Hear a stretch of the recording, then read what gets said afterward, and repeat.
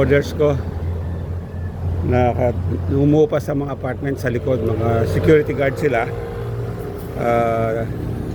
Tayo ay habang naghihintas ng oras para umalis sa bahay, habang 6:30 kasi kami umaalis dito. Good morning po. This is your Doxy. So nandito po ako sa bahay namin, sa compound.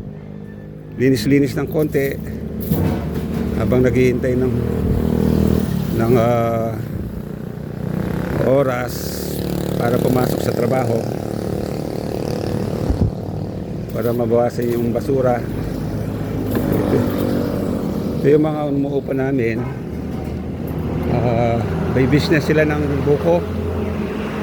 They produce fresh buko juice, ilalagay sa bote from coconut fruit.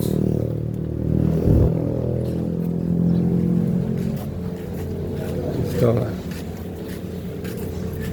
yung mga may kontrata sila sa mga company dito malapit sa Tipco sa Mabalacat. Mga gumagawa ng mga solar projects, no? Sinasako ko yung mga basura kasi yung mga aso pag naabot nila,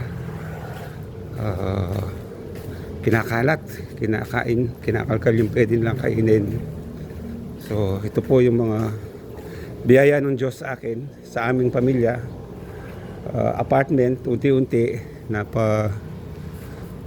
napatayo po natin yan dahil sa biyaya ng Panginoon. Tayo lang ay we are just a steward of God's blessings, no? Sa Kanya po lahat yan, sa Kanya galing.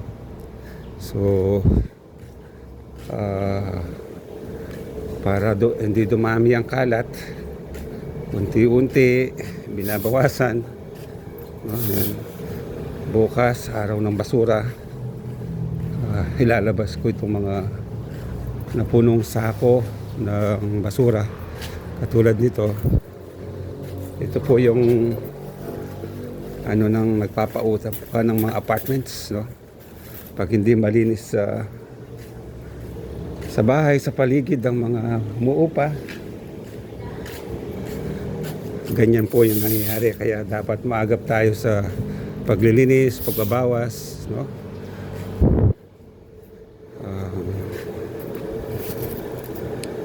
Medyo puno na doon. Ito dapat inaagapan natin to. Tingnan mo, baka magbara yung drainage, problema. Pag nagbara yan, hahanap ng trabaho, or kung kaya natin, ako na lang din ang gagawa para makatipid.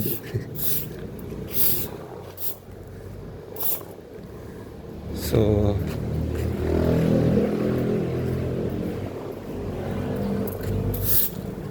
pati mga ubos na sigarilyo, bote ng mga alak na pinaginuman, pag hindi nila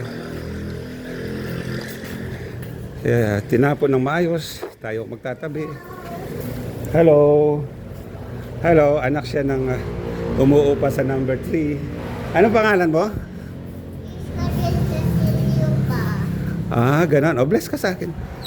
God bless. Ang bait na bata. Ano bibilin mo? Sige.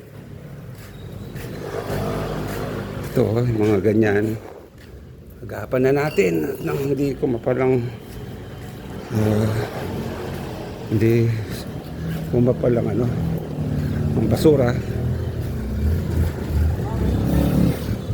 Pangit tingnan kasi kung masukal. Ayaw natin ng masukal. So, hingi tayo ng sako para dun sa isa na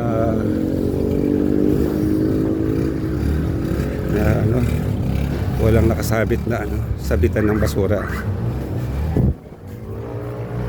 Kasi kung wala silang nakikitang lagayan ng basura kung saan-saan lang nila itinatapon, tinatabi ang kanilang mga basura. Kaya to prevent yung pagkalat ng basura kung saan-saan, maglagay tayo ng nakikita nilang mga lagayan ng basura. Bye-bye! Bye-bye! Bye-bye, baby!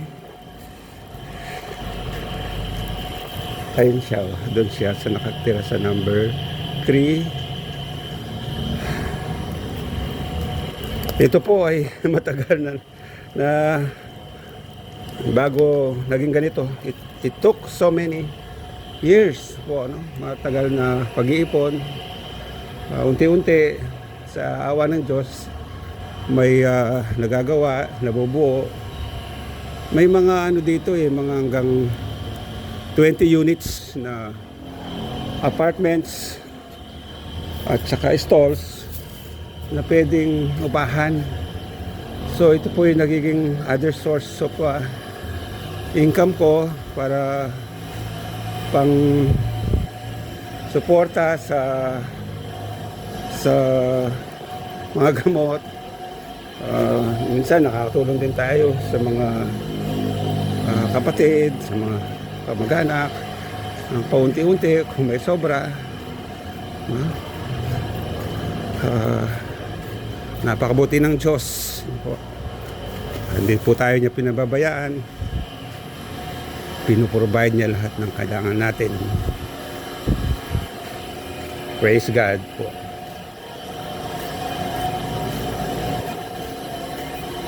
Ayan.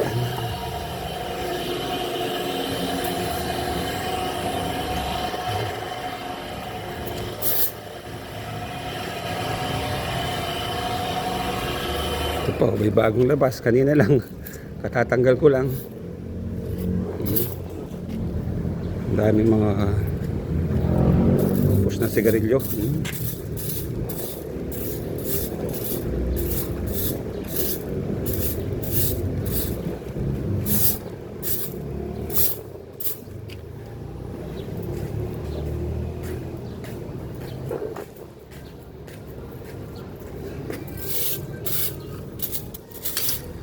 Today is Wednesday.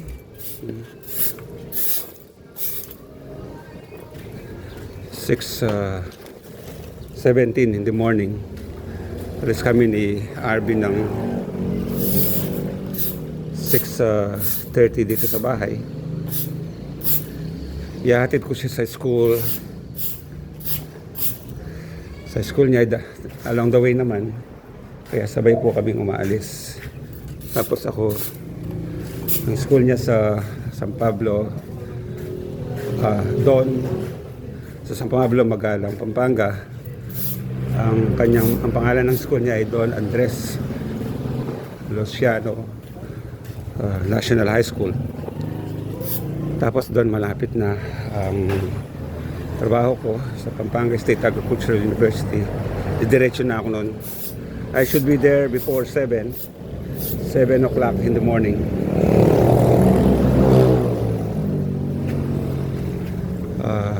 Hanggang dito po yung mga biyaya ng Diyos.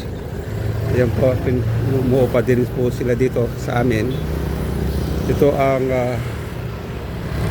high school, Dolores National High School. Hanggang sa poste po yung mga biyaya ng Diyos sa akin. Ito yung may gate dito, papasok sa mga apartments. So hanggang dito po yung pinagkaloob ng Diyos sa amin. So actually po pinagbebenta ko na ito. Kung loobin ng Diyos, sana po may bumili kasi patanda na tayo. Yun po yung gate ng Dolores National High School. Pumapasok na yung mga bata. Yan. Tapos along the highway siya. Ito, sa Diversion Road. no? Going to Mabalacat City, going to Concepcion, Tarlac.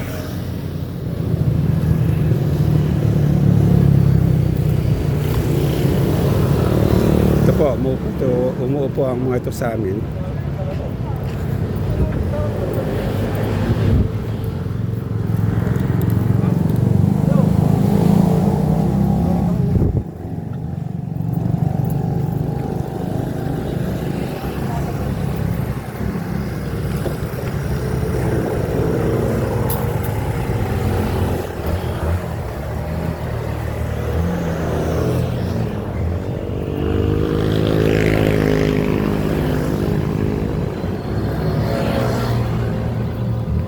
Hanggang dito po sa vulcanizing. Ayan po yung bahay namin. Kung napansin niyo po, may tarpaulin na for sale, no? Yun po.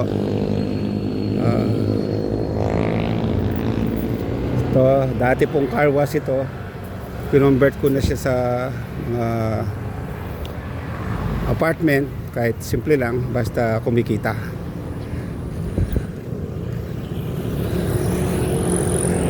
Dito naging dalawang unit ng apartments itong lugar na to. Tapos ito po ang vulcanizing shop na umuupo sa amin. Ito po ang gasolinahan. Hindi na po sa akin yan. Hindi na po.